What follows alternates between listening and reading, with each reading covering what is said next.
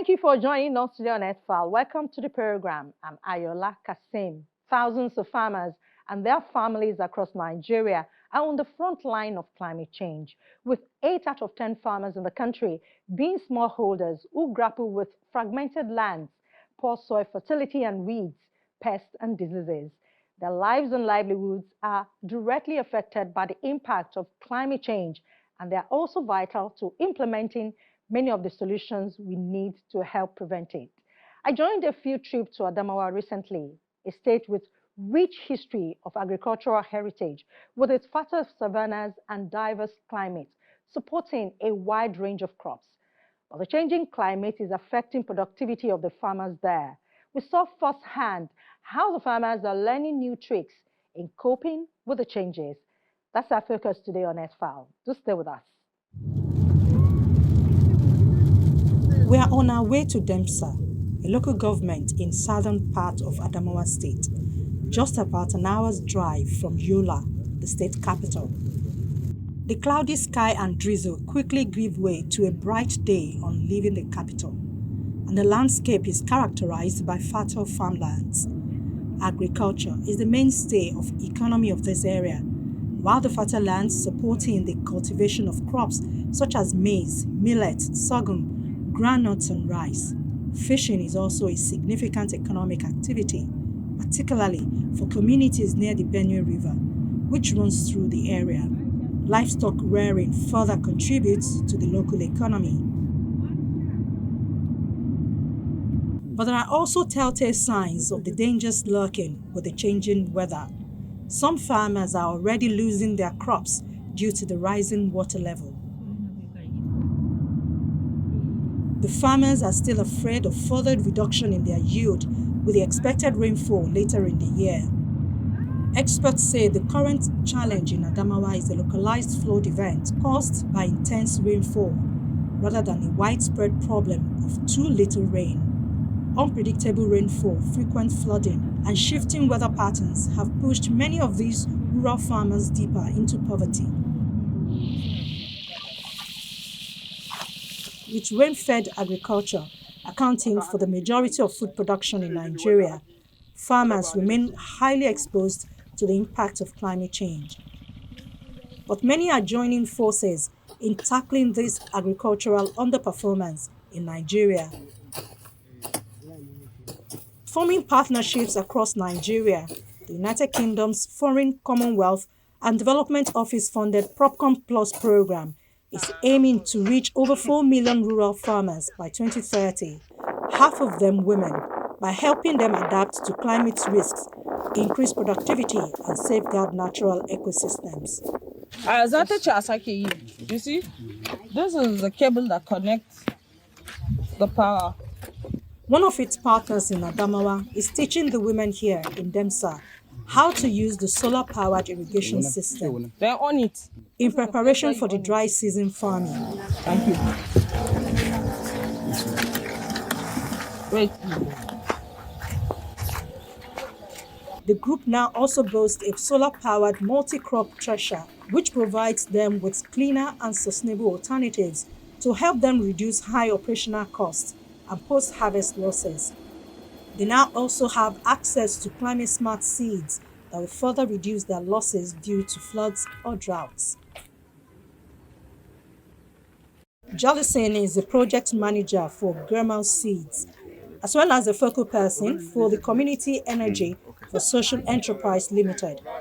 These organizations work in partnership with PropCom Plus in Adamawa State. His role is to coordinate the production of seeds and farmer engagement. He works with the farmers in Guyok, which is a 1.5-hour drive from Demsa, off Gombe Road in Adamawa. We prioritize our locations based on yield feedback we are getting from the farmers. So in the farmers we are selecting, what we do, we give them input and then we take the seed as cashback. So they will harvest, they will cultivate the seeds, and then we'll buy from them. We do rice, we do sesame, and then we also do soybeans. Basically, we are specialized in rice. Our variety is Faro 44. Faro 44 is one of 68 rice varieties in Nigeria, popularly known as Faro lines, released by the National Cereal Research Institute. These Faro lines were developed and released for different ecologies in Nigeria. Faro 44 is one of 9 varieties suitable for both rain-fed and irrigated lowland ecology. Faro 44 is a long-grain, high-yielding variety known for its good milling quality and ability to produce optimum yields under low management conditions. We've been with Faro 44 almost for like more than 15 years now. It's one of the varieties that we find it suitable for our land here. And then in terms of yield, is the variety that gives more yield. If you manage your farm very well, you will get 6 to 7 tons per hectare. Prior to now, what farmers use, they use fuel. They use fuel water pumps to cultivate rice. And the truth is farmers will start, there may be shortage of money, there's no money for them to buy fuel, and it even affects the variety itself. You know, when you are not able to manage it very well, it's like you are now degrading the genetic content of the seed. So even if you are taking it to the farm next time, that means you've already the strength of the seed has already reduced. So with these solar pumps, everything water that a seed of rice need is getting it to 100%. So you find out that the viability of the seed has also improved. And with the elimination of cost of fossil fuel, the income of the farmers are getting higher. I am Gali Eston from Adamawa State. My farm is located at Banjram local government. I'm one of the beneficiaries of NIMC solar. I plant rice, I farm rice every year. So with the help of the solar, which NIMC have provided, so it really helped a lot because it brought a huge discount compared to that is a fuel water pump, because using the solar we irrigate our farms, and but if you look at the fuel pumping machine, you know, sometimes you get your farm dry because there is no money, and sometimes we spend a lot of money in buying the fuel in order to irrigate our farms. So sometimes we spend almost 1 million per hectare. But for this, in fact, you know, it's very, very sweet. For this year, I just try 1 hectare of land to farm this year. So, and I got a lot of rice for this year. And, you know, with that, I'm planning of increasing the farm maybe to 3 hectares. That is next year dry season. We choose our farmers, 1, based on their experience, 2, based on their willingness, and 3, based on the availability of land in their location. They have the land, it's their land. If they don't have it, we get it from those that have it, they are ready to rent it out. We help them, we do the formalities, then they rent the land. Binchimponji from Plateau came to Adamawa State to work with the Community Energy for Social Enterprise Limited in assisting the farmers in fund management. Many farmers have failed to refund money or pay for services over the years. Many of them work on small plots of land, resulting in very low incomes that are insufficient to cover expenses, making it impossible to offer refunds. Right now, the structure is a 2-cycle farming in a season. So you do 1 cycle and then you make payments. You do the 2nd cycle and then you make payments. That's one of the criteria that would determine if we are to partner with a particular farmer. So right now, coming into place, most of them, because of the nature of Adamawa, there's issue of flood. So most of them could not start around that October, November, December, whereby they will be able to have the 2-cycle farming. So some have already gone far before we started. So right now, remitting, it's not going to happen for some particular places that are having flood. But one of our sites that we're having in Fufuri, they are starting their remitting November, God's grace. And then subsequently, the rest of the local government, that is Guyuk and then Giri, they have all paid April. to be their month for repayment. They are paying for the services that we've provided up, which is the solar pump and the solar irrigation system that we've provided upon them. And nowadays, most of the farmers do irrigation, but the method of their irrigation mostly is for petroleum. But and it's expensive due to our economic situation. So CCL coming partner with the farmers through solar irrigation system. That's what we do. So we are kind of get pumps. We partner with prop pump. We get pumps. We get the panels. Then when we get a farmer, you show us your farm. And basically CCL do a cluster, 5 hectare of land, that's one cluster, is entitled to 3 pumps, 22 panels. So we go to the farm and then we structure everything, we mount everything there with the structure and everything and set it running for the farmers. With the solar irrigation now, it's a burden lifted upon them. They don't get to stress themselves because most of the farmers do go for banks and get loan. But now whereby you have, and God bless Adamawa with son, so they have it. At the end of 5 years, that's a contract they sign. At the end of 5 years, they own every equipment that has been given onto them. So it's a kind of payment, buying on high purchase. So you do payments instrumentally till you're able to acquire the equipment. This is a program you're bringing and then engaging the farmers. Well, when you engage them, they show interest. Okay, yes, I want to do this. But at the end of the day, when they go back and then they calculate the cost, they come back and tell you, no, I'm not going to do it. But at the end of the day, when they see other people appreciating it, they do come back to it. In all the places that we have our projects, we do have like an intermediate person who like communicates with them in a dialect that they understand, and then they feel I can trust this person. This is my brother. So we do have such people. Like here in Banjira Mgwe, Mr. Jellison is a person. He communicates with his people and then they understand. Right now, others are even asking for us to come back and then bring so. But initially when we came, they were like, no, no, no, no. But after the test run on jealousy and then the rest of the farmers, they are showing interest. The last time I came here, they were like, when are we coming back? They want to do it. Same thing also with Fufuri, same thing also with Giri. It has been said that smallholder farmers make up over 80% of Nigeria's farming population and form the backbone of the country's food system, producing more than 90% of the food consumed nationally.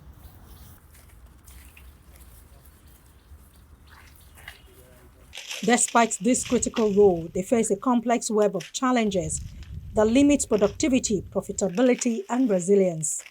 Erratic rainfall, rising temperatures, and land degradation are shrinking harvests and increasing food insecurity. Farmers are said to lack access to climate-resilient technologies and early warning systems to prepare them against climate shocks. Low yields due to poor quality seeds, inadequate fertilizer, and outdated farming practices mean less food is produced, driving up prices through scarcity and throwing millions of the country's poorest into the deeper levels of poverty. PropCom Plus, which is a £95 million initiative supported through the United Kingdom's International Climate Finance, is helping Nigeria's smallholder farmers adapt to climate change by redefining how rural economies grow, connect, and thrive. One of the things we're committed to is if you work, then you should get fair prices for your labor, right? So if a farmer farms through the season, he should get fair prices for his produce. And that's one of the things we're trying to promote. Wealth is relative, poverty is relative, although there are standards that nobody should fall below. So we hope that with some of the work that we're doing and others are doing as well, we should be able to get more Nigerians above that poverty level. So we work with market actors, private sector operators, farmers, to ensure that they can do the things that they want to do within the market in a space that supports their operation, and that markets are fair, the rules are fair, people can access the factors of production, and they can get good prices for their products.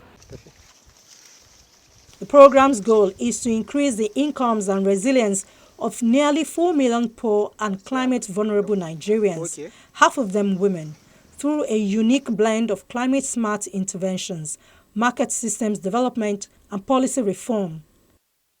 We don't intervene in a way that will distort the market. So if we subsidize the cost of seeds, the price of seeds, that's an intervention that will have a distortionary effect, and it's not sustainable. But what we are doing is working with seed companies to ensure that they can have sustainable supply of seeds and a supply that is easily accessible by farmers and at affordable rates. So many of the seed companies, some of the seed companies that we're working with are using a community seed multiplication approach where they have outgrowers who produce seeds within the communities. That enables them multiply the seeds exponentially, and those seeds are then available for sale to farmers within their localities. Recently we commissioned, Premier Seeds commissioned a seed plant in Gombe. That brings seeds to the Northeast. For the first time, there is a seed company in the Northeast. It means that farmers in this region can have easy access to seeds that they want to plant. So that's one of the things we're doing. We're also working with those seed companies to have rural seed promoters within the communities where the farmers live. These rural seed promoters are Agric service providers. So they sell seeds, but they also provide advice to farmers, extension advice on how to plant the seeds, what to do at what time, and sell the seeds as well to farmers. So these are people within their communities that they trust and know. Maliki Daniels Germal Agricultural Consultancy is one of the seed multipliers Propcom Plus works with. I don't breed, I just multiply. We like soybeans, you have to go to Badeji, NCRI. For my rice, I buy mine from Ebonyi, Abakaliki, Faro 44. That variety I've been with for more than 20 years. I never change it because it satisfies my expectations or something of that nature. So we buy foundation seeds from the research institutes. We multiply it on our farms, and we ask farmers to help us as outgrowers. That is, we give them the seeds under our supervision and the supervision of the National Agricultural Seed Council. We now produce what we call certified seed. This is the seed that should go to the farmers that produce grain for the market. So the role we play is to get, improved material and pass it on to farmers. But the role we play is to multiply it and make it in good quantities that it will go straight to farmers.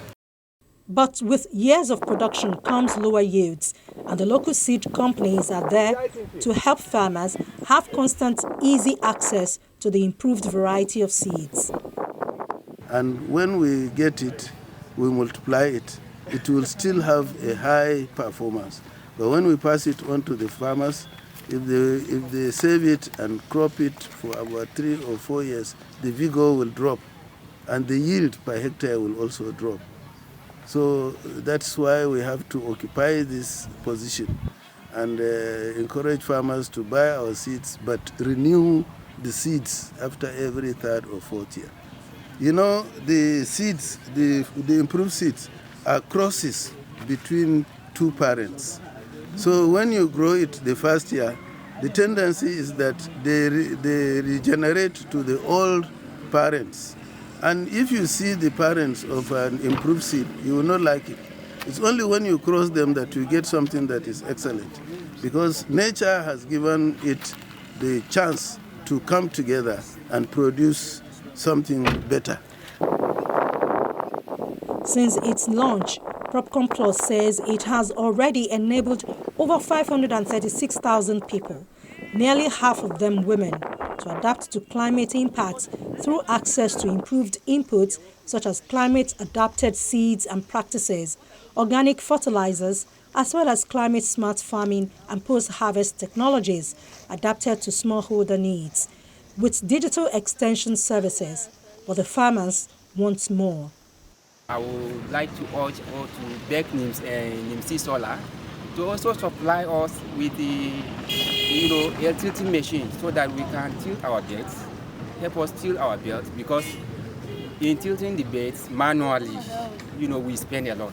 So if the NIMC will help us with those materials and then maybe harvester and other things.